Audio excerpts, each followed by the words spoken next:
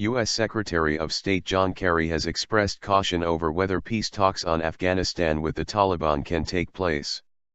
A row over the status of a Taliban office in Qatar's capital Doha has overshadowed efforts to start peace negotiations there.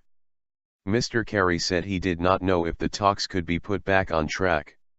However, the U.S. Special Representative on Afghanistan, Mr Dobbin, is reported to be in Doha.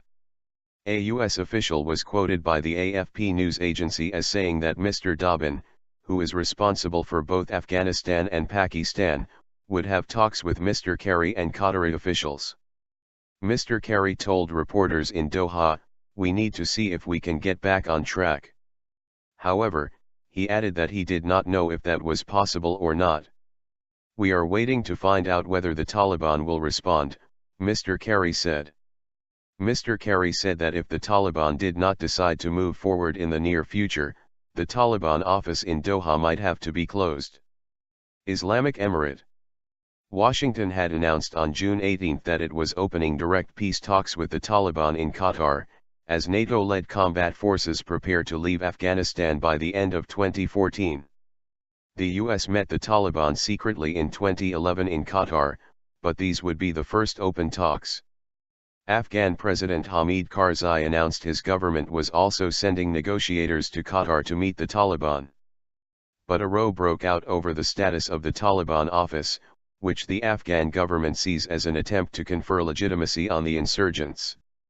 The Afghan government objected in particular to a nameplate, which included the world's Islamic Emirate of Afghanistan, and a white and black flag.